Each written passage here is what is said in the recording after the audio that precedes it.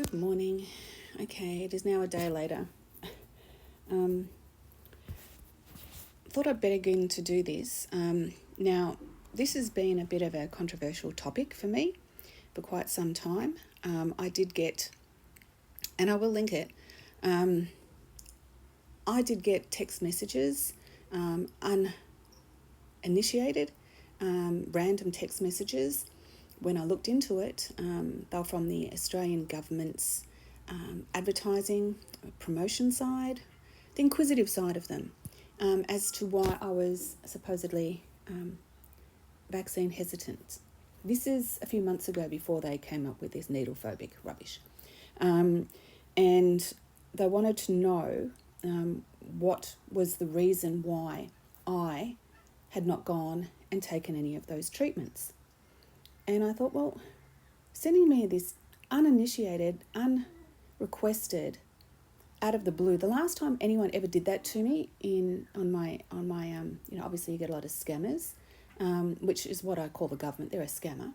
But the last time was when U2 sent their album to everybody on Apple, and I thought, you little buggers, how dare you? How audacious and how arrogant of you to think people want to listen to your music. But anyway, they were trying to be nice, I suppose. So this here is all about this through SBS, which is, again, the multicultural government side of the media. You have ABC and you have SBS.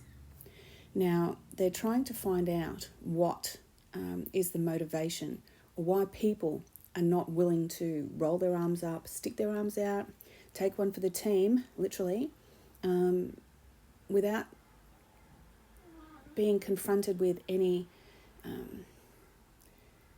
human contact. They're doing it very electronically, very robot-like. So they're trying to get a logical human response through a completely alien, unhumane manner. So it's never going to work.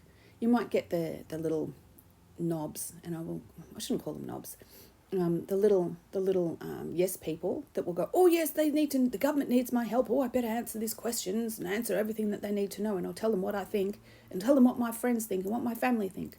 That's exactly what they want. They want these little people to dob or be brown coats, as they were in World War II. So Charlie's seeing the mama and papa who are on the balcony, and he's thinking, I've got home delivery this morning. No you don't, Charlie. But anyway, so they're saying that a new study has indicated that focusing on the health benefits of the CV19, they're saying you can go to social events, you can go to family gatherings, you can go to restaurants, you can travel, you can do all of these things, and that will make it more persuasive. See what I mean? So it's not about, they're not focusing on about, they've realised that enough people, okay, I'm going to cut to the chase. They've recognised that enough people have realised that this whole treatment stuff for this is unnecessary and is a detriment to your health, not an improvement. I'd call it, instead of it being a life changer, it's a life ender. And that's the whole mRNA technology. It's a life ending technology.